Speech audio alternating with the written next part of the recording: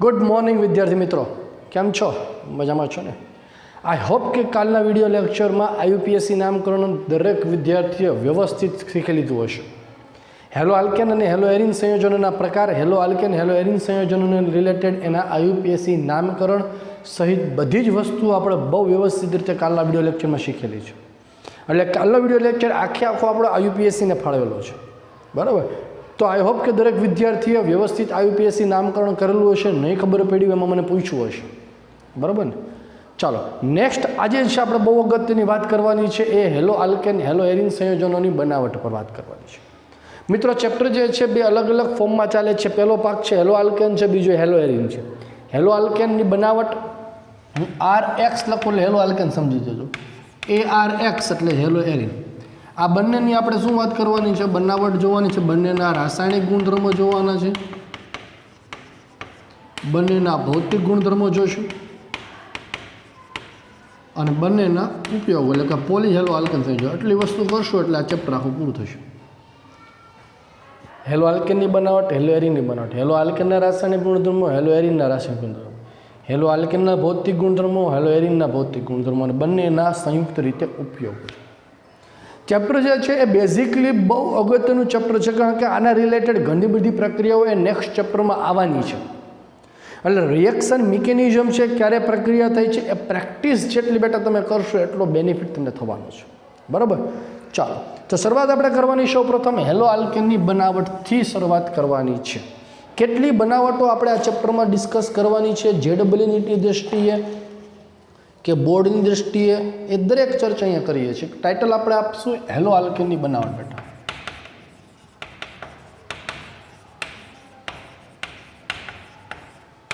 Hello આલ્કેનની બનાવટ, hello આલ્કેનની બનાવટ આપણે જો બોર્ડની દ્રષ્ટિએ જોઈએ, બોર્ડ એટલે કે એનસીઆરટી ટેક્સ્ટબુક પ્રમાણે જોવા જાઓ તો કેટલી બનાવટ જોવાની? તો કે પહેલી તમારે જોવાની છે આલ્કોહોલમાં, આલ્કોહોલમાંથી, બીજી જોવાની છે આલ્કેનમાંથી, ત્રીજી જોવાની છે આલ્કીનમાંથી, ચોથી જોશું આપણે હેલોજન વિનિમય પદ્ધતિ, હેલોજન વિનિમય પદ્ધતિથી। એડિશનલ રિએક્શન મિકેનિઝમ જે છે, જે જેડબલ્યુ નીટ માટે અગત્યની છે। આ તો છે જો ચાર આ પ્રક્રિયાઓ આ જેડબલ્યુ નીટમાં, આમાં હજી ઇમ્પ્રૂવ કરશું, આને મોડિફાઈડ કરશું એટલે જેડબલ્યુ નીટમાં આવશે જ, આમાં જ આપણે કરશું। પણ એક્સ્ટ્રા રિએક્શન મિકેનિઝમ છે કઈ જોવાની છે આપણે? તો કે ભાઈ પહેલી આમાં આપણે જોઈશું એલાઇલિક વિસ્થાપન, એલાઇલિક વિસ્થાપન। બીજું જોશું આપણે ફેટી એસિડના સિલ્વર સોલ્ટ સાથેની પ્રક્રિયા, જેને બોરોડાઇન હન્સડીકર પ્રક્રિયા,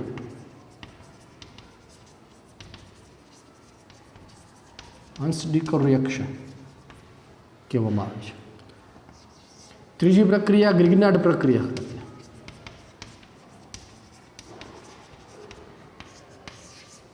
ચોથી પ્રક્રિયા જે છે એ ચોથી પ્રક્રિયા ઇથરમાંથી, ચાર જે ઓલરેડી એનસીઆરટી ટેક્સ્ટબુકમાં છે, એડિશનલ ચાર જે જેડબલ્યુ નીટમાં અવારનવાર પૂછાતી આવે છે કે જેમાંથી પ્રશ્ન પૂછાતા આવે છે એમાંથી આપણે વાત કરવા છે।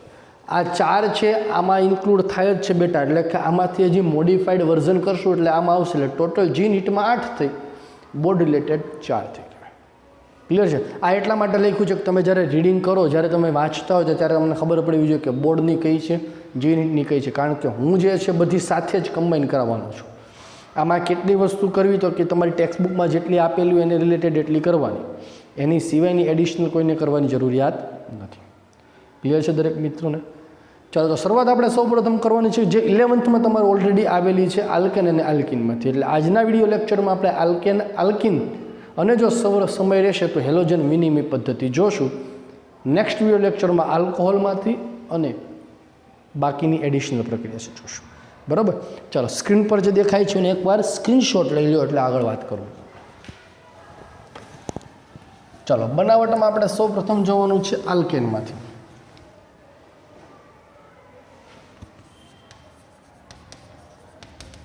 આલ્કેનમાંથી અથવા તો એને કહેવાય મુક્ત મૂલક હેલોજનેશન.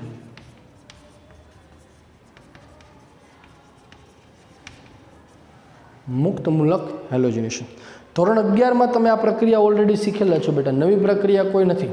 ધોરણ 11માં આલ્કેનની જ્યારે રાસાયણિક પ્રક્રિયાની તમે જ્યારે વાત કરતા હતા ત્યારે રાસાયણિક પ્રક્રિયામાં શરૂઆતમાં જ તમે આ પ્રક્રિયા શીખેલા હશો, બરાબર. ચાલો, આલ્કેન સંયોજનોની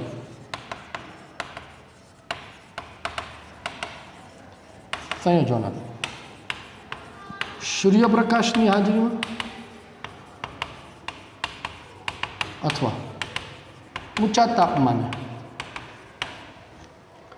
Cl2 વાયુ સાથે ક્લોરીન વાયુ સાથે પ્રક્રિયા કરવાથી મુક્ત મૂલક ક્રિયાવિધિથી હેલો આલ્કેન મળવાની ક્રિયાને ક્લોરિનેશન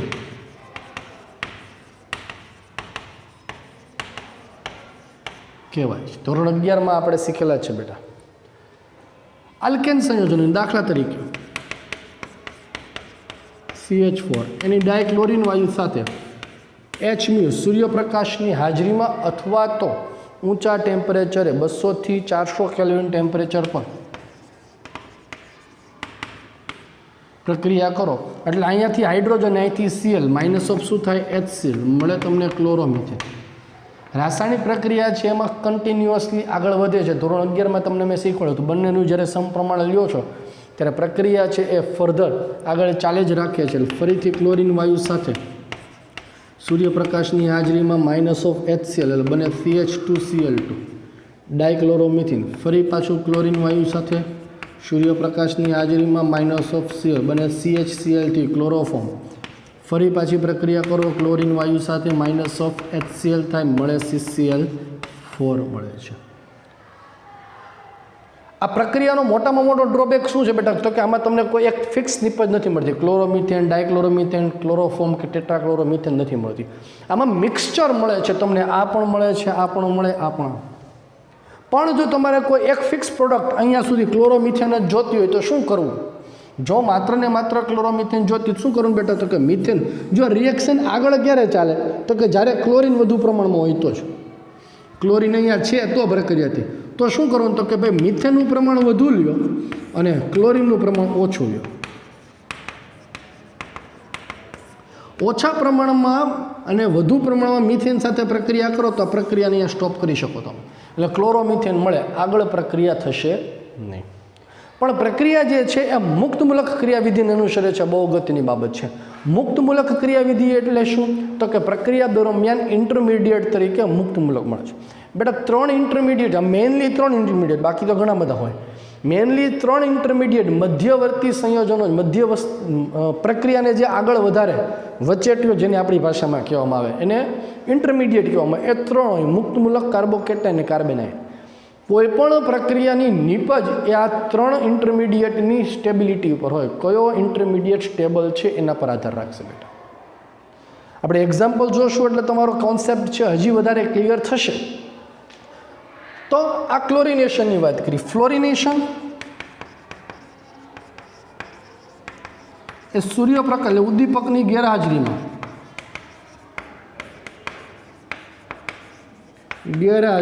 ઝડપથી થાય છે.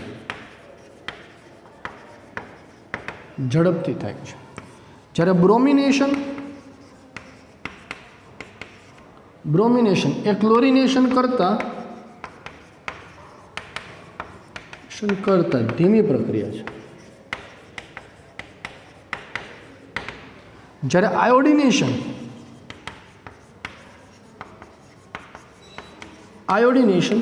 એ પ્રતિવર્તી પ્રક્રિયા છે.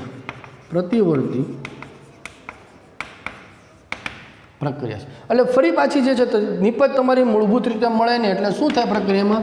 તો કે CH4 + I2 કરો એટલે તમને મળે CH3I + HI. ફરી પાછી તમારી નિપજ પ્રાપ્ત થાય. પ્રતિવર્તી થાય એટલે તમારી નિપજ વધુ પ્રમાણમાં બેટા ન મળે પ્રતિવર્તી પ્રક્રિયા. तो आ अटकाववा माटे शुं करवुं पड़े? तेथी आयोडिनेशननी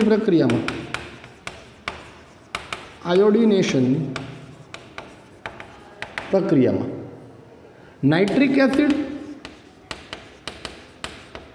एसिड जेवा प्रबल ऑक्सिडेशन, नाइट्रिक एसिड अथवा तो पर आयोडिक एसिड अथवा पर आयोडिक एसिड जेवा प्रबल ऑक्सिडेशन करता उमेरवामां आवे छे। आयोडिनेशननी प्रक्रिया छे बेटा प्रतिवर्ती प्रक्रिया छे। એટલે થાય શું તો કે પ્રક્રિયા જે છે ફરી પાછી તમારી આ તરફ આવે, મિથાઇલ આયોડાઇડ તમને મળે નહીં। હવે આ પ્રક્રિયા પુરોગામી દિશામાં જ થાય એટલા માટે કરવું શું પડે તો કે ભાઈ નાઇટ્રિક એસિડ કે પરાયોડિક એસિડ HiO3 અથવા નાઇટ્રિક એસિડ HNO3 જેવો પ્રબળ ઓક્સિડેશન કરતાં વાપરવામાં આવે। હવે પ્રબળ ઓક્સિડેશન કરતાં શું કરશે તો કે પ્રબળ ઓક્સિડેશન કરતાં HIનું વિઘટન પાછું I2માં કરી નાખશે। એટલે HI જે છે HIનું ફરી પાછું I2માં વિઘટન થાય એટલે ફરી પાછી પ્રક્રિયા કઈ દિશામાં જવાની? તમારી પુરોગામી દિશામાં થાય। ખ્યાલ આવે છે? મુક્તમૂલક હેલોજિનેશનની પ્રક્રિયા ક્લોરિનેશન એ ઝડપથી થાય સૂર્યપ્રકાશની હાજરીમાં। ફ્લોરિનેશન માટે ઉદ્દીપકની જરૂર નથી। બ્રોમિનેશન ધીમી પ્રક્રિયા છે। આયોડિનેશન પ્રતિવર્તી પ્રક્રિયા છે જેમાં પુરોગામી દિશામાં પ્રક્રિયા કરવા માટે કોની જરૂર પડે છે તો કે પુરોગામી દિશામાં પ્રક્રિયા કરવા માટે પ્રબળ ઓક્સિડેશન કરતા નાઇટ્રિક એસિડ અથવા તો પર આયોડિક એસિડની વાપરવામાં આવે છે। बेटा एक खास वस्तु याद रखो कि मुक्त मूलक विस्थापन प्रक्रिया जे छे अथवा तो मुक्त मूलक प्रक्रिया ये हमेशा सूर्यप्रकाश की हाजरी में ज थाय छे। अने बीजी वस्तु के sp3 संकरण धरावतो कार्बन ज आ प्रक्रिया आपे छे। मुक्त मूलक प्रक्रिया जे छे ए sp3 संकरण धरावतो कार्बन आपे छे। हवे नेक्स्ट छे आपणे बात करीए अने स्क्रीनशॉट लई लो कि जेमां एक करता वधु पॉसिबिलिटी होय निपज मळवानी। तो कि धोरण 11 में तमे बधी ज बाबतोनी चर्चा बेटा करेली छे, बधी ज चर्चाओ धोरण 11 में तमने करेली छे। चलो स्क्रीनशॉट लई लो। हवे जो कोई प्रक्रिया में एक करता वधु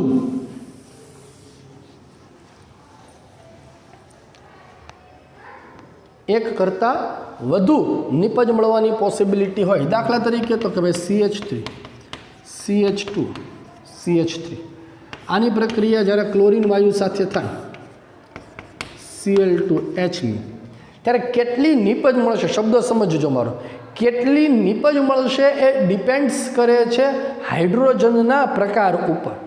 કોના પર આધાર રાખે છે કે હાઇડ્રોજનના પ્રકાર ઉપર। કેટલા પ્રકારના અને કયા પ્રકારના હાઇડ્રોજન છે જુઓ, ધ્યાન આપો। CH3 CH2 CH3 આ રીતે લખી શકો।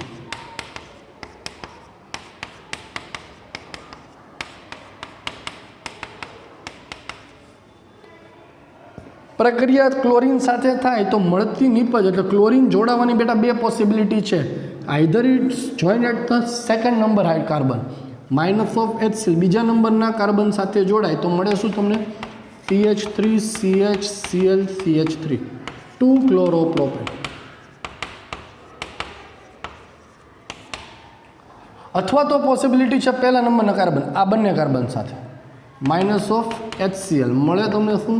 CH3 CH2 CH2 Cl 1 chloropropane 2 chloropropane અને 1 ક્લોરોપ્રોપેન। કઈ જગ્યાએ ક્લોરીન જોડાશે ને મહત્તમ નિપજ કઈ મળશે એ કોના ઉપર ખબર પડશે?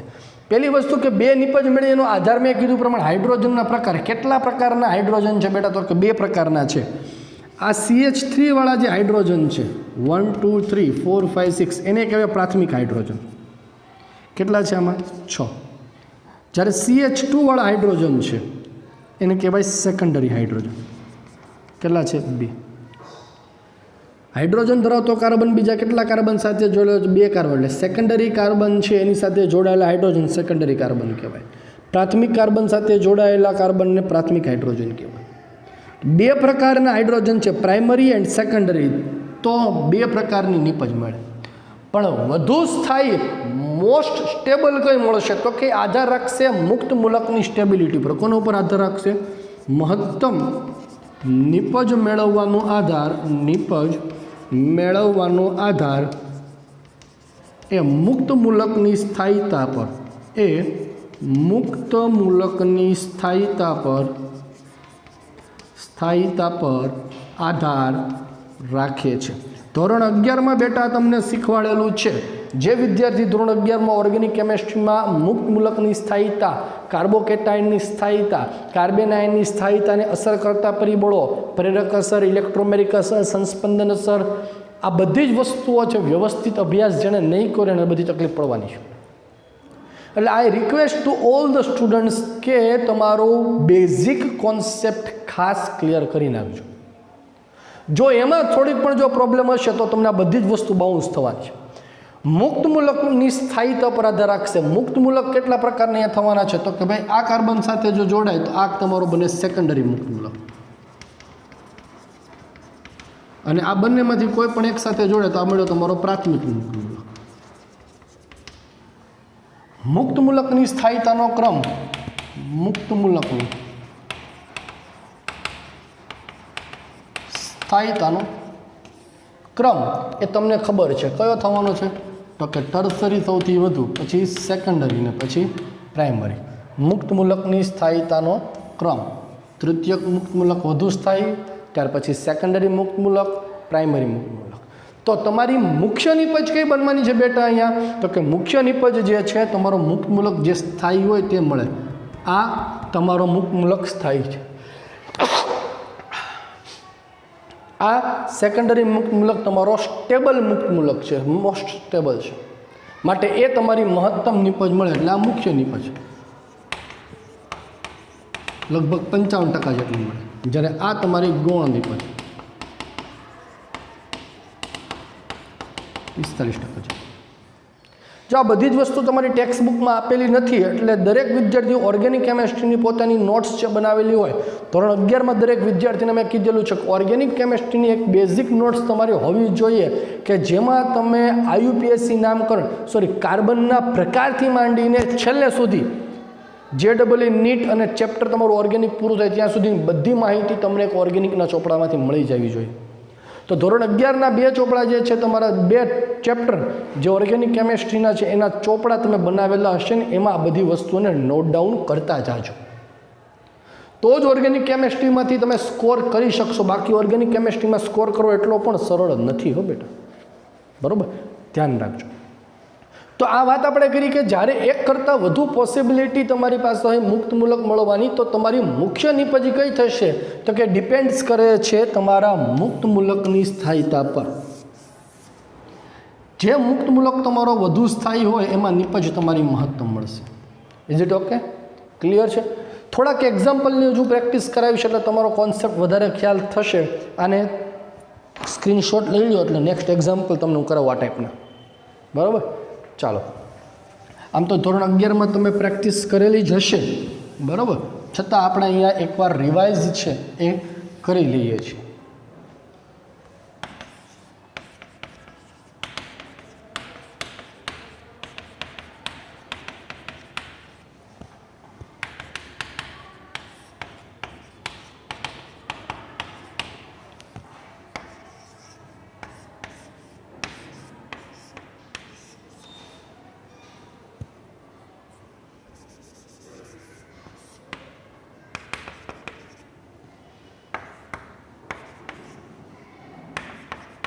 મુખ્ય નિપજ જે છે તમારે મને જણાવવાની છે. મુખ્ય નિપજ,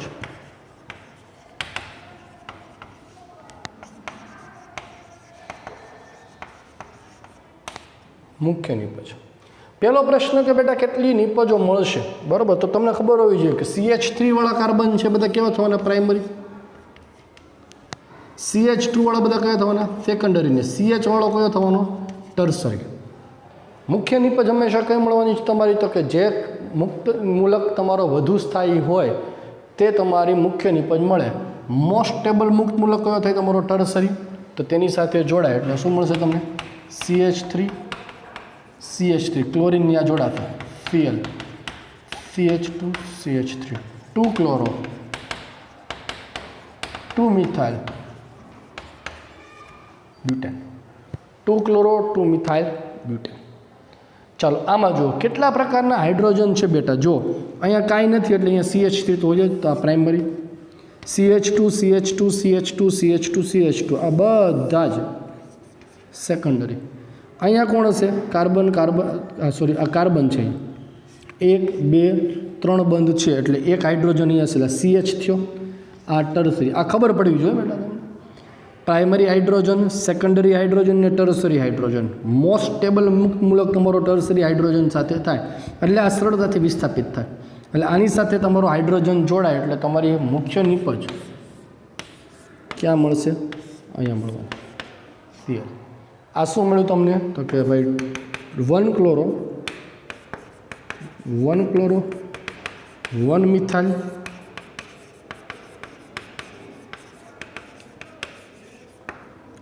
cyclohexene, 1 chloro 1 methyl cyclohexane, 2 chloro 2 methyl butane મળે છે. ક્લિયર છે? તો આ ટાઈપની પ્રક્રિયાઓ જે છે મુક્ત મૂલક વિસ્થાપન પ્રક્રિયાઓ તમને આવડવી જોઈએ. તો આ મેં વાત કરી તમને આલ્કેનમાંથી. હવે બેટા આપણે વાત કરવાની છે આલ્કિનમાંથી, જે ઓલરેડી ધોરણ 11માં તમે ભણેલા જ છો. આમાં નવી વસ્તુ કોઈ છે જ નહીં, બધી જ વસ્તુ તમે ભણેલા છો. ક્લિયર છે? માત્ર ને માત્ર મારે તમને રિવિઝન અહીંયા કરાવવાનું છે એવી વાત થઈ. એટલે ધોરણ 11માંથી ફરીવાર હવે પછીની આપણે જ્યારે વાત કરીએ આલ્કિનમાંથી એની પહેલાં ધોરણ 11માં આલ્કિનની હેલોજિનેશનની પ્રક્રિયા છે, કોઈ દરેક વિદ્યાર્થી વાંચી જજો એકવાર, જેથી કરીને હવે સમજવામાં તમને તકલીફ ન પડે. ક્લિયર? ચાલો સ્ક્રીનશોટ લઈ લો ફટાફટ. આલ્કેન સંયોજનોની પ્રક્રિયા, હેલોજિનેશનની પ્રક્રિયા જોઈએ પછી હવે આપણે વાત કરીએ બેટા આલ્કિન સંયોજનોની. આમ તો બધી જ પ્રક્રિયા તમે ધોરણ 11માં અભ્યાસ કરેલો જ છે, અહીંયા માત્ર ને માત્ર રિવિઝન છે. એટલે મહેરબાની કરીને 11મા ધોરણની પ્રક્રિયાઓ વ્યવસ્થિત વાંચો. આલ્કિનમાંથી હેલો આલ્કેન, આલ્કિનમાંથી હેલો આલ્કેન મેળવવાની બે પ્રક્રિયા હતી. એક છે હાઇડ્રોજન હેલોજિનેશન, હાઇડ્રો હેલોજિનેશનની પ્રક્રિયા. પહેલી પ્રક્રિયા છે હાઇડ્રો હેલોજિનેશન એટલે કે HXનું ઉમેરણ, અને બીજી પ્રક્રિયા જે છે હેલોજિનેશન X2નું ઉમેરણ. આપણે પહેલાં હાઇડ્રો હેલોજિનેશનની પ્રક્રિયાની વાત કરવાની છે, બરાબર? ચાલો, હાઇડ્રો હેલોજિનેશનની પ્રક્રિયામાં CH ડબલ બોન્ડ CH ની પ્રક્રિયા HX સાથે જ્યારે પ્રક્રિયા કરવામાં આવે ત્યારે યોગશીલ જો sp3 સંકરણ ધરાવતો કાર્બન હોય બેટા તો હંમેશા વિસ્થાપન પ્રક્રિયા આપે. આપણે આગળ વાત કરી પ્રમાણે એકનું સ્થાન બીજું લે એ વિસ્થાપન થયું. અહીંયા CH4 પ્લસ Cl2 વાત જ્યારે કરી તો CH4 Cl ક્લોરીન છે હાઇડ્રોજનનું સ્થાન લઈ લઈને હાઇડ્રોજન છે ક્લોરીનનું સ્થાન લે એટલે મળતું હતું તમને CH3Cl પ્લસ HCl. આ વિસ્થાપન પ્રક્રિયા થઈ જે હંમેશા sp3 સંકરણ ધરાવતો કાર્બન આપે. જ્યારે sp2 સંકરણ ધરાવતો કાર્બન એ હંમેશા યોગશીલ પ્રક્રિયા આપે. કઈ પ્રક્રિયા આપે બેટા? યોગશીલ પ્રક્રિયાને. તમને પ્રશ્ન એ થાય સાહેબ યોગશીલ પ્રક્રિયા એટલે શું? વિસ્થાપન એટલે એને ઇંગ્લિશમાં કહેવાય સબસ્ટિટ્યુશન રિએક્શન. યોગશીલ પ્રક્રિયાને ઇંગ્લિશમાં કહેવાય એડિશન પ્રક્રિયા રિએક્શન. ધોરણ 11માં પ્રક્રિયાના પ્રકાર તમે જાણેલા જ છે. એનો એક પ્રકાર છે યોગશીલ. યોગશીલ એટલે શું? તો કે પાયબંધ તૂટે અને એમાં બધું ઉમેરાય. અહીંયા કાર્બન અને કાર્બન વચ્ચેનો પાયબંધ છે તૂટશે એટલે એક કાર્બન ઉપર હાઇડ્રોજન અને એક કાર્બન ઉપર હેલોજન જાય. પણ ક્યારે? પ્રશ્ન એ થાય સાહેબ કયા કાર્બન ઉપર હાઇડ્રોજન ને કયા કાર્બન ઉપર હેલોજન?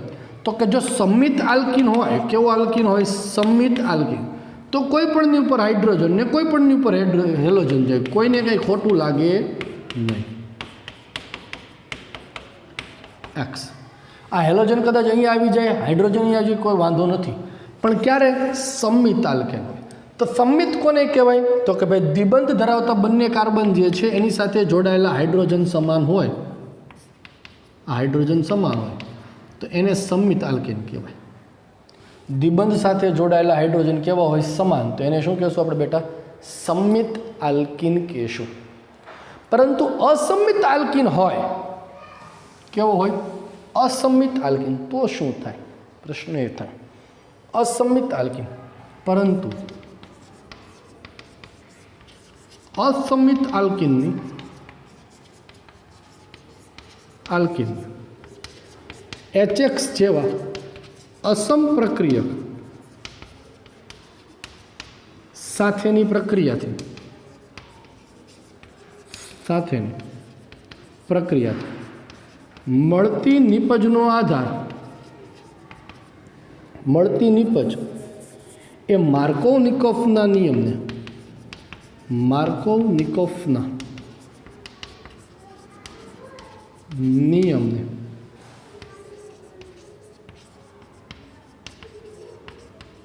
અનુસરે છે. અસંમિત આલ્કીનની હાઇડ્રોજન હેલાઇડ જેવા અસમ પ્રક્રિયક, અસમ પ્રક્રિયક એટલે શું? તો કે એવો પ્રક્રિયક, એવો અણુ કે જેમાં બંને પરમાણુ જુદા જુદા હોય.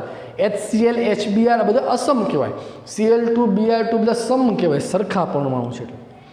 અસમ પ્રક્રિયક સાથેની યોગશીલ પ્રક્રિયાથી મળતી નિપજનો આધાર બેટા માર્કોવ-નિકોફના નિયમને હોય. ધોરણ 11માં માર્કોવ-નિકોફ અને પ્રતિ માર્કોવ-નિકોફનો નિયમ તમે શીખેલા છો. જો એ તમને વ્યવસ્થિત આવડશે તો જ અહીંયા તમને જવાબ આવડશે, નિપજ તમને મળશે. માર્કોવ-નિકોફનો નિયમ શું કહે છે હું પહેલાં તમને અહીંયા લખી દઉં છું, જેથી કરીને તમને યાદ આવી જાય. તો કે ભાઈ અસંમિત આલ્કીનની, અસંમિત આલ્કીનની HX જેવા અસમ પ્રક્રિયક સાથેની, અસમ પ્રક્રિયક સાથેની પ્રક્રિયાથી મળતી નિપજનો આધાર, મળતી નિપજ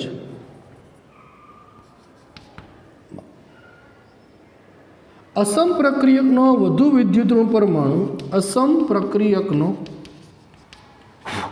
વધુ વિદ્યુતઋણ પરમાણુ, વધુ વિદ્યુતઋણ પરમાણુ એ ઓછા હાઇડ્રોજન ધરાવતા કાર્બન સાથે, એક દ્વિબંધ પૈકી વધુ વિદ્યુતઋણ પરમાણુ એ દ્વિબંધ ધરાવતા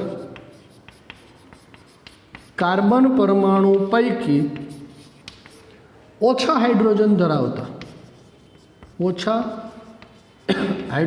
ધરાવતા કાર્બન પરમાણુ સાથે જોડાય છે.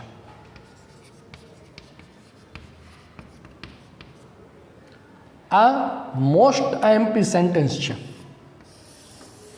માર્કોવ-નિકોફના નિયમ.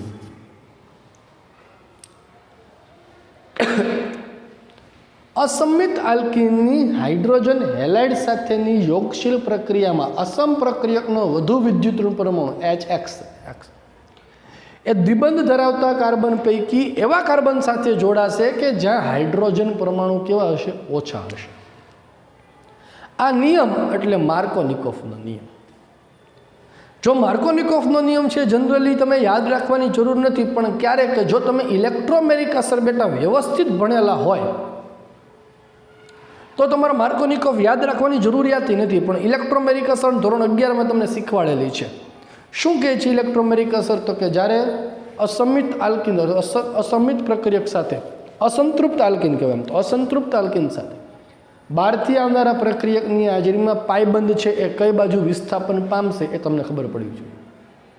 એક્ઝામ્પલ જોશું એટલે તમને વધારે ખ્યાલ આવશે, પણ અહીંયા ડિટેલમાં આપણે નહીં જાય, કારણ કે ડિટેલ તમારે ધોરણ 11માં છે બેટા. જો એ બધી વસ્તુ અહીંયા આપણે કરાવવા રહેશું તો આપણી પાસે એટલો પુષ્કળ ટાઈમ રહેશે નહીં. પણ છતાં જો કોઈ વિદ્યાર્થીને ન ખબર પડે તો મને પૂછજો, આપણે એમને એક ડાઉટ સોલ્યુશનમાં કરાવશું. બરાબર? ચાલો, આ સ્ક્રીનશોટ લો એટલે નેક્સ્ટ એક્ઝામ્પલ થોડાક હું તમને કરાવું એટલે વધારે ખ્યાલ આવશે. જો કે ઓલમોસ્ટ કોન્સેપ્ટ તમારા બધા જ અહીંયા ક્લિયર કરી દઈશ એટલે તમને કોઈ તકલીફ નહીં પડે. રેડી? ચાલો,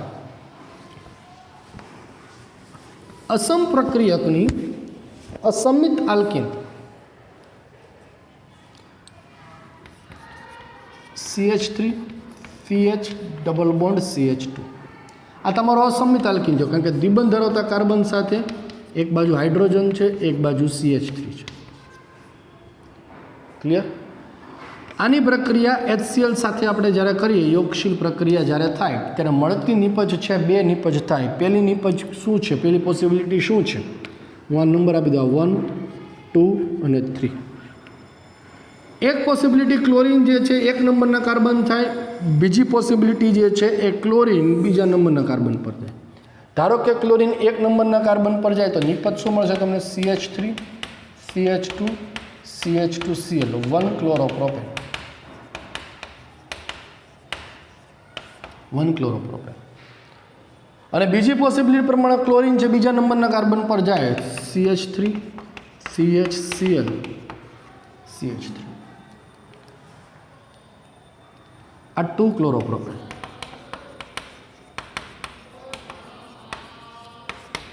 1 ક્લોરો અને 2 ક્લોરો. મુખ્ય નિપજ કઈ થશે તો કે માર્કોનિકોફના નિયમ પ્રમાણે અસમપ્રક્રિયકનો વધુ વિદ્યુતનું પરમાણુ કોણ છે? વિદ્યુતનું પરમાણુ હેલોજન એ દ્વિબંધ ધરાવતા કાર્બન પૈકી ઓછા હાઇડ્રોજન ધરાવતો કાર્બન. શું શબ્દ વાપર્યો છે? દ્વિબંધ ધરાવતા કાર્બન પૈકી ઓછા હાઇડ્રોજન ધરાવતા કાર્બન સાથે જાય. ઓછા હાઇડ્રોજન ધરાવતો કાર્બન કોણ થવાનો છે તમારો? અહીંયા બીજા નંબરનો કાર્બન થાય ત્યાં જોડાય એટલે 2 ક્લોરોપ્રોપેન તમારી મુખ્ય નિપજ થઈ. 1 ક્લોરોપ્રોપેન એ પાછી તમારી ગૌણ નિપજ થઈ. કયા નિયમને આધીન તમારી નિપજ મળી? તો કે માર્કોનિકોફના નિયમ. ક્લિયર છે? તો માર્કોનિકોફના નિયમને આધીન છે તમારી નિપજ મળે છે. હજી એક એક્ઝામ્પલ આપો એટલે તમને ખ્યાલ આવશે કે ભાઈ માર્કોનિકોફનો નિયમ ખાલી ઇનફ છે ખરી? શું બધી જગ્યાએ તમે માર્કોનિકોફના નિયમથી જવાબ મેળવી શકો છો ખરી? જોઈએ એક એક્ઝામ્પલથી. ચાલો ફટાફટ સ્ક્રીનશોટ લ્યો એટલે પ્રેક્ટિસ કરીએ બીજી. ચાલો, અસમિત આલ્કિન જે છે, બધી વાતો અસમિત આલ્કિન સાથે જ થાય છે.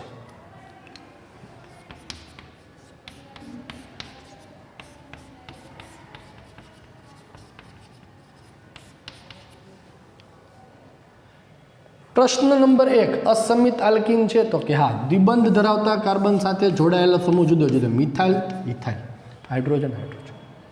હવે આની પ્રક્રિયા છે તમને જ્યારે HCl સાથે કરવાની થાય તો નિપજ કઈ મળશે? ખબર કેમ પડશે સાહેબ? થાય ને પ્રશ્ન. તો આવા કેસમાં બેટા તમને ખબર પડવી જોઈએ કે માર્કોનિકોફની પ્રક્રિયા જે છે એ માર્કોનિકોફની પ્રક્રિયા કઈ ક્રિયાવિધિને અનુસરે છે. આ પહેલી વસ્તુ છે. ધોરણ 11માં તમે માર્કોનિકોફની પ્રક્રિયા માટેની મિકેનિઝમ શીખેલા છો, એ તમને આવડવી જોઈએ. તો અને તો જ આ ટાઈપના MCQ છે તમે સરળતાથી સોલ્વ કરી શકશો દીકરા. ચાલો, માર્કોનિકોફની પ્રક્રિયા જે છે એ માર્કોનિકોફની પ્રક્રિયા એ તમારી ઇલેક્ટ્રોન અનુરાગી યોગશીલ પ્રક્રિયા છે. કઈ પ્રક્રિયા છે માર્કોનિકોફની ક્રિયાવિધિ? એ ઇલેક્ટ્રોન અનુરાગી યોગશીલ પ્રક્રિયા છે. યોગશીલ પ્રક્રિયા એટલે HCl જે છે એમાંથી ઇલેક્ટ્રોન અનુરાગી પ્રક્રિયક છે પહેલાં પ્રક્રિયા કરે. HClમાંથી ઇલેક્ટ્રોન અનુરાગી પ્રક્રિયક કોણ થાય? તો કે જેને ઇલેક્ટ્રોન પ્રત્યે આકર્ષણ હોય તે H+.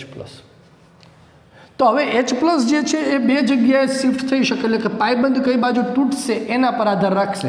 હું ડાયરેક્ટ તમને જે છે મિકેનિઝમ ઉપર જાઉં છું. પોસિબિલિટી બે થાય, અહીંયા અથવા તો અહીંયા, પછી સ્ટેબિલિટી જોઈને એવું આપણે નથી કરવું.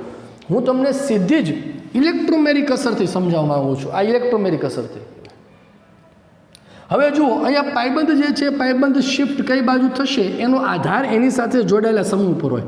આ બાજુ ઇથાઇલ સમૂહ છે, આ બાજુ મિથાઇલ સમૂહ છે.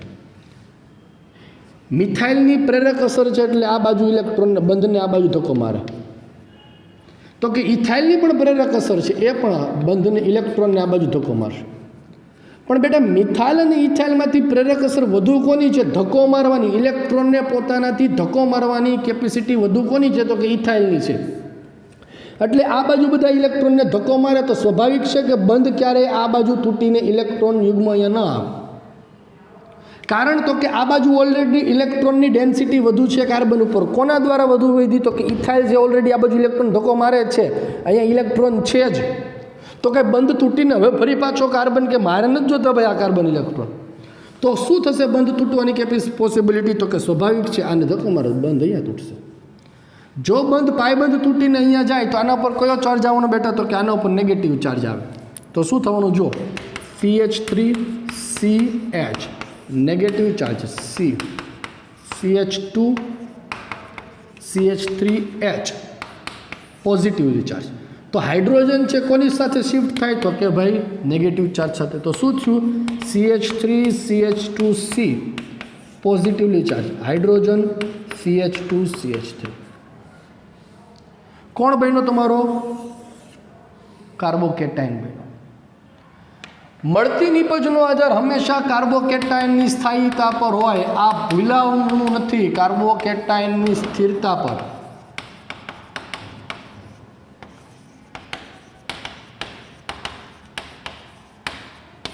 આધાર રાખે છે આ કાર્બોકેટાઇન તમારો કયો બને છે સેકન્ડરી કે ટર્સરી કે પ્રાઇમરી જુઓ જી તો કે કાર્બન જે છે બીજા બે કાર્બન સાથે જોડેલે છે તમારો સેકન્ડરી બીજી કોઈ એમાં પોસિબિલિટી થતી નથી એટલે સ્ટેબલ દ્વિતીયક કાર્બોકેટાઇન બન્યું ક્લોરીન શાની સાથે જોડાઈ જાય હવે આ સાથે એટલે મળે તમને CH3 CH2 ClH CH2 CH3 2 chloro pentane ધોરણ 11નું કોન્સેપ્ટ છે બેટા ધોરણ 11માં બધી જ વસ્તુ તમને કરાવેલી હોય છે માત્ર ને માત્ર અહીંયા રિવિઝન છે એક પ્રકારનું જો તમે ઇલેક્ટ્રોમેરિક અસર સરળતાથી શીખેલા હોય તો માર્કોનિકોફની જરૂર જ ન પડે ખાલી ખબર પડવી જોઈએ કે પાયબંધ છે કઈ બાજુ તૂટશે એ આધાર કોના ઉપર હોય તો કે દ્વિબંધ ધરાવતા કાર્બન સાથે જોડાયેલી સમૂહની અસર ઉપર આ થઈ ગયા પછી છે નિપજ કોના ઉપર આધાર રાખો બેટા જો આ તમને એવું શીખવાડે છે કે પાયબંધ ક્યાં તૂટશે એટલે કાર્બોકેટાઇન કયો જનરેટ થશે ને પછી હેલોજન ક્યાં જોડાશે એનો આધાર કાર્બોકેટાઇનની સ્થિરતા ઉપર હોય જો હાઇડ્રોજન શિફ્ટિંગ ધોરણ 11માં 1-2 હાઇડ્રોજન શિફ્ટિંગ છે કે મિથાઇલ શિફ્ટિંગ છે એવી ઘટનાઓની પ્રેક્ટિસ તમને કરાવેલી છે જો એ તમને આવડતું હોય તો તમને ખબર પડશે કે શિફ્ટિંગ થઈને મોસ્ટ સ્ટેબલ કાર્બોકેટાઇન બને છે કે નહીં તો તમે સરળતાથી કરી શકશો હું એક્ઝામ્પલ સાથે તમને સમજાવીશ એટલે વધારે ખ્યાલ આવશે ટેક અ સ્ક્રીનશોટ બરાબર હજી એક એક્ઝામ્પલ તમને સમજાવવા જો બધું ધોરણ 11નું છે આ રિવાઇઝડ હું બધું ધોરણ 11ની વાતોનું કરું છું પણ અહીંયા આની વાત આવી એટલે હું મારો અહીંયા સમય થોડોક બરબાદ કરીને તમને શીખવાડું છું આ ધ્યાન રાખજો બધું ધોરણ 11નું છે ચાલો તમારે જવાબ દેવાનો છે શું થશે CH3 CH3 CH3 CH double bond CH આની HCl સાથે પ્રક્રિયા કરો માર્કોનિકોફના નિયમ પ્રમાણે યોગશીલ પ્રક્રિયા થાય તો અહીંયા તો બે હાઇડ્રોજન સરખા જ છે તો મેં તમને શીખવાડ્યું છે કે પાયબંધ કઈ બાજુ તૂટશે અને કાર્બોકેટાઇન છે કઈ તરફ જનરેટ થશે ખબર પડવી જોઈએ બેટા તો સિમ્પલ વસ્તુ એક યાદ રાખજો કે દ્વિબંધ ધરાવતા કાર્બન જે છે એની સાથે આલ્કાઇલ સમૂહ જેટલો મોટો શું શબ્દ વાપરું છું દ્વિબંધ ધરાવતા કાર્બન સાથે જોડાયેલા આલ્કાઇલ સમૂહ જેટલો મોટો તે કાર્બન ઉપર કાર્બોકેટાઇન જનરેટ થાય કારણ કે પાયબંધ છે તૂટીને અહીંયા જાય કારણ કે આની પ્રેરક અસર વધારે એટલે આ તો ઇલેક્ટ્રોનને ધક્કો મારે એટલે પાયબંધ શિફ્ટ આ બાજુ તો આના પર નેગેટિવ ચાર્જ આના પર પોઝિટિવ ચાર્જ એટલે તમારો કાર્બોકેટાઇન છે કોણ બનશે તો કે CH3 CH3 CH3 CH positively charge CH2 CH3 આ કાર્બોકેટાઇન છે તમારો કયો બને છે તો કે સેકન્ડરી કાર્બોકેટાઇન પણ અહીંયા જુઓ શિફ્ટિંગ જેવી ઘટના પોસિબલ થાય છે ખરી તો કે હા થાય છે શું થાય છે તો કે કાર્બોકેટાઇનની બાજુમાં આવેલા કાર્બન સાથે મિથાઇલ છે શિફ્ટ થાય આ ઘટનાને કહેવાય 1-2 મિથાઇલ શિફ્ટિંગ 1-2 મિથાઇલ શિફ્ટિંગ એટલે મિથાઇલ સમૂહ જે છે અહીંયા શિફ્ટ થાય જેથી કરીને તમને મોર સ્ટેબલ વધુ સ્થાયી કાર્બોકેટાઇન પ્રાપ્ત થાય CH3 H CH2 CH3 આ કાર્બોકેટાઇન તમારો કોણ બન્યો ટર્સરી કાર્બોકેટાઇન બન્યો અહીંયા કોણ હતો સેકન્ડરી કાર્બોકેટાઇન અહીંયા કોણ છે ટર્સરી કાર્બોકેટાઇન તો સેકન્ડરી કરતાં ટર્સરી કાર્બોકેટાઇન તમારો વધુ સ્થાયી થાય એટલે 1-2 મિથાઇલ શિફ્ટિંગ જેવી ઘટના થાય એટલે હવે તમારો હેલોજન છે ત્યાં જોડાય એટલે નિપજ તમારી મળશે CH3C CH3 Cl CH3H CH2 CH3 2-chloro-2,3-dimethyl pentane is your right answer આ પ્રકારના MCQ આવે આ પ્રકારની પ્રક્રિયા હોય તો તમને આ બધી જ વસ્તુઓની ખબર પડવી જોઈએ બેટા જો પહેલી વસ્તુ કે પાયબંધ કઈ બાજુ શિફ્ટ થશે અને કાર્બોકેટન ક્યાં જનરેટ થશે, પાયબંધ કઈ બાજુ શિફ્ટ થશે અને કાર્બોકેટન ક્યાં જનરેટ થશે, તો કે જનરલી પાયબંધ જે છે એ ઓછા આલ્કાઇલ સમૂહ ધરાવતો હોય એની તરફ જાય. આ નાનો આલ્કાઇલ સમૂહ છે, મોટો આલ્કાઇલ સમૂહ. અને કાર્બોકેટન ક્યાં જનરેટ થશે, તો કે જે બાજુ મોટો આલ્કાઇલ સમૂહ એટલે કે જેની પ્રેરક અસર વધુ હોય ત્યાં જોડાય. જોડાયો. હવે જે છે કાર્બોકેટાઇન, હવે પાછું ક્લોરીન ક્યાં જોડાશે, તો કે હવે આધાર રાખશે કાર્બોકેટાઇનની સ્ટેબિલિટી ઉપર. કાર્બોકેટાઇન તમારો કયો સ્ટેબલ બનવાનો છે, તો કે જ્યાં 1,2 મિથાઇલ શિફ્ટિંગ જેવી જો ઘટના થતી હોય તો કરવાની જ છે. 1,2 મિથાઇલ ઓર 1,2 હાઇડ્રોજન શિફ્ટ. અહીંયા મિથાઇલ શિફ્ટ થાય છે, અહીંયા તમે હાઇડ્રોજન પણ શિફ્ટ કરી શકો છો. સપોઝ કે અહીંયા હાઇડ્રોજન જોડાયેલો હોત તો હાઇડ્રોજન અહીંયા જતો, તમારો શું બની જતા, આ તમારો હાઇડ્રોજન શિફ્ટ થઈ જતો, 1,2 hydrogen shift લખત.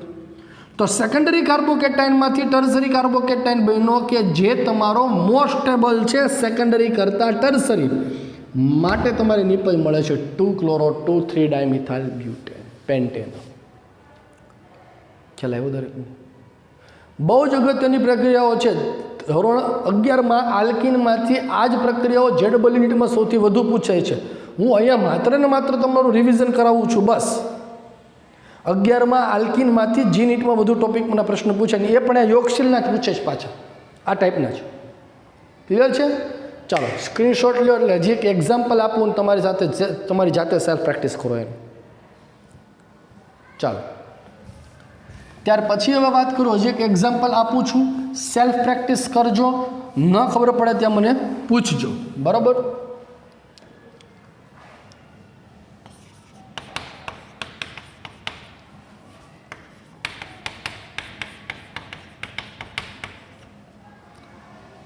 C6H5CH2CH double bond CH3. ચાલો અહીંયા હજી let us make it more complicated. CH2CH3 બરાબર. આની HCl સાથેની યોગશીલ પ્રક્રિયાથી નિપજ શું મળશે એનો તમારે મને જવાબ દેવાનો છે. આ સેલ્ફ પ્રેક્ટિસ માટે તમને હોમવર્કમાં આપું છું. શું આન્સર આવે તમારે મને જાણતો હોય છો, મિકેનિઝમ મોકલજો ને. ચાલો તો નેક્સ્ટ વાત કરી, જો તમને મેં માર્કોનિકોફની પ્રક્રિયા શીખવાડી તો એ હિસાબે મારે તમને પ્રતિ માર્કોનિકોફની પ્રક્રિયા પણ યાદ કરાવવી પડે, બરાબર? પણ પ્રતિ માર્કોનિકોફની પ્રક્રિયા કયા કેસમાં થાય છે તમને ખબર હોવી જોઈએ. તો પ્રતિ માર્કોનિકોફની પણ પ્રક્રિયા સાથે સાથે આપણે કરાવી દઈએ છીએ. યાદ કરાવી દઉં છું કે પ્રતિ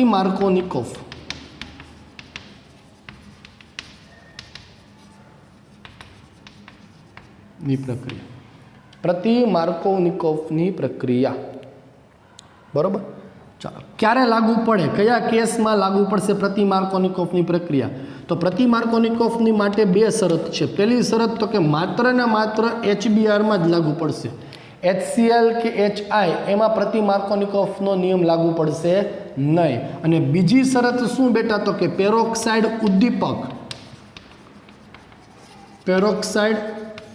ઉદ્દીપક હોવો જોઈએ.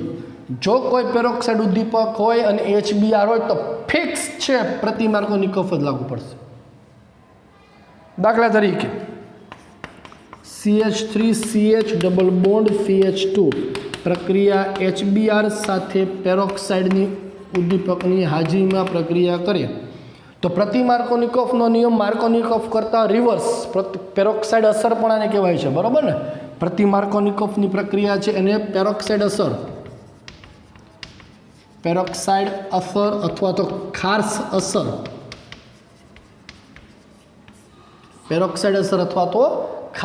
અસર, તરીકે પણ ઓળખવામાં આવે છે. તો પેરોક્સાઇડ ઉદ્દીપકની હાજરીમાં જ્યારે પ્રક્રિયા કરવામાં આવે ત્યારે માર્કોનિકોફ શું કહેતો હતો કે વધુ વિદ્યુતઋણ પરમાણુ ઓછા હાઇડ્રોજન સાથે જોડે. જ્યારે પેરોક્સાઇડ અસર હતો પ્રતિ માર્કોનિકોફ શું કહે, વધુ વિદ્યુતઋણ પરમાણુ વધુ હાઇડ્રોજન ધરાવતા કાર્બન સાથે જોડે. તો નિપજ શું મળશે તમારી? CH3CH2CH2Br 1 બ્રોમોપ્રોપેન પ્રતિ માર્કોનિકોફ પ્રમાણે. સપોઝ કે પેરોક્સાઇડ ન હોત તો માર્કોનિકોફ લાગે તો 2 બ્રોમો લાગે, પણ પેરોક્સાઇડ છે એટલે 1 બ્રોમો લાગશે. HCl કે HI એ પ્રતિ માર્કોનિકોફની પ્રક્રિયા આપશે. ક્લિયર છે દરેકને? તો આ આલ્કિનમાંથી હાઇડ્રોહેલોજિનેશનની પ્રક્રિયાની યોગશીલ પ્રક્રિયા, હાઇડ્રોજનને હેલોજન ઉમેરાય. હવે મારે તમને જે વાત કરવાની છે એ વાત કરવાની છે હેલોજિનેશનની પ્રક્રિયા. એની વાત કરીએ એની પહેલાં ફટાફટ સ્ક્રીનશોટ લઈ લો અને ધોરણ 11માંથી માર્કોનિકોફની પ્રક્રિયાને વ્યવસ્થિત વાંચી જાઓ. માર્કોનિકોફ અને પ્રતિમાર્કોનિકોફની પ્રક્રિયા તમે વ્યવસ્થિત રીતે ધોરણ 11માંથી પણ અભ્યાસ કર્યો છે. હવે વાત કરવાની છે હેલોજિનેશનની પ્રક્રિયા, આલ્કિનની જ વાત કરવાની છે, પણ હેલોજિનેશનની પ્રક્રિયા એટલે કે ડાયહેલોજન વાયુ છે ઉમેરવાની વાત કરવાની છે. આલ્કિનની પ્રક્રિયા Br2નું CCl4માં બનાવેલું દ્રાવણ, Br2નું CCl4માં બનાવેલું દ્રાવણ. Br2 બેટા જે છે એ કથ્થાઈ રંગનો પ્રવાહી છે, કથ્થાઈ રંગનો પ્રવાહી છે. આ તમારો ઇથિન છે. Br2નું CCl4માં બનાવેલા દ્રાવણ સાથે જ્યારે યોગશીલ પ્રક્રિયા થાય ત્યારે શું થશે? તો કે બંને બ્રોમિન જે છે અહીંયા વારા ફરતી ઉમેરાશે. એટલે તમને વિસિનલ હેલાઇડ જે છે બેટા, વિસિનલ હેલાઇડ BrCH Br પ્રાપ્ત થાય. 1,2 ડાયબ્રોમો ઇથેન મળે કે જે પોતે રંગવિહીન છે, પોતે રંગવિહીન છે. એટલે લેબોરેટરીમાં તમારો કમ્પાઉન્ડ કોઈ જો અસંતૃપ્ત હોય તો એની પરખ કરવા માટેની આ કસોટી છે. યાદ રાખજો મારા શબ્દ, પ્રયોગશાળામાં અસંતૃપ્ત સંયોજનો, દ્વિબંધ ધરાવતા સંયોજનો એટલે કેવા કહેવાય? તમારા અસંતૃપ્ત સંયોજનો છે એની પરખ કરવા માટેની આ કસોટી છે કે અસંતૃપ્ત આલ્કિનની પ્રક્રિયા તમે Br2નું CCl4માં બનાવેલું દ્રાવણ જે કેવા રંગનું હોય છે? કથ્થાઈ રંગનું હોય છે. એ કથ્થાઈ રંગના પ્રવાહીને તમે જ્યારે રંગવિહીન આલ્કિનમાં નાખો છો ત્યારે કથ્થાઈ રંગના પ્રવાહીને આમાં જ્યારે નાખો છો અથવા તો Br2 CCl4 કે જે કથ્થાઈ રંગનું છે એમાં તમે જ્યારે આલ્કિન ઉમેરો છો, પદાર્થ ઉમેરો છો, જો એ રંગવિહીન થઈ જાય તો સમજવાનું કે કોણ હોવું જોઈએ? અસંતૃપ્ત પદાર્થ આલ્કિન હોવું, આલ્કિન અથવા તો આલ્કાઇન. પ્રયોગશાળામાં અસંતૃપ્તતાની પરખ શબ્દ વાપરો છે મેં, અસંતૃપ્તતાની પરખ. Br2નું CCl4માં બનાવેલું દ્રાવણ કે જે કથ્થાઈ રંગનું છે એમાં આલ્કિન જ્યારે ઉમેરવામાં આવે ને રંગવિહીન થાય તો વિસિનલ હેલાઇડ અહીંયા તમારો પ્રાપ્ત થાય છે. તો એવું દર્શાવે છે કે તમારો પ્રક્રિયક એટલે કે જે અજ્ઞાત પદાર્થ તમે જેને કહો છો એ અસંતૃપ્ત છે. આ પણ બેટા ધોરણ 11માં છે તમારે આવેલી છે વિસિનલ હેલાઇડ જે છે. આ તમને મળ્યો વિસિનલ હેલાઇડ. આપણે હમણાં થોડી વાર પહેલાં જ એટલે કે આગળના વિડીયો લેક્ચરમાં પહેલાં લેક્ચરમાં વાત કરેલી છે વિસિનલ ને જેમિનલ હેલાઇડ કોને કહેવામાં આવે. જો પાસેના કાર્બન પર હોય તો વિસિનલ ને એક જ કાર્બન પર હોય તો જેમિનલ કહેવામાં આવે છે.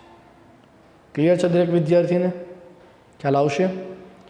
તો આ વાત આપણે કરી હેલોજિનેશનની પ્રક્રિયા. આમાં તમે Br2 CCl4 આપણે Cl2 પણ તમે ધારો કે ઉમેરી શકો, પણ પ્રયોગશાળામાં પરખ માટેની તો એક જ કસોટી છે. એટલે પરીક્ષામાં થિયોરિટિકલ પ્રશ્નો જો 2 માર્ક્સનો પૂછવો હોય તેવું પૂછાય બેટા કે ભાઈ પ્રયોગશાળામાં અસંતૃપ્તતાની પરખ કરવા માટેની કસોટી જણાવો, તો આ જવાબ તમારો લખવાનો Br2 CCl4 ટેક્સ્ટ બુકમાં આપેલો જ છે. ક્લિયર દરેકને? ચાલો ફટાફટ સ્ક્રીનશોટ લો. એટલે કે આલ્કેન પૂરું કર્યું, આપણે આલ્કિન બેટા પૂરું કરી નાખ્યું છે, બરાબર. હવે આજનો વિડીયો લેક્ચર હું અહીંયા સુધી રાખું છું. નાનો વિડીયો લેક્ચર બનાવેલો છે. કેમ? તો કે ધોરણ 11ની પેરોક્સાઇડ અને એટલે કે માર્કોનિકોફ અને પ્રતિમાર્કોનિકોફનો અભ્યાસ તમારે સેલ્ફ જાતે ડિટેલમાં કરવા માટેનો ટાઈમ હું તમને આપું છું. કારણ કે હવે આગળ જઈને બહુ કામ આવવાનું છે અને એમાં જો ન ખબર પડે તો અહીંયા મને પૂછજો.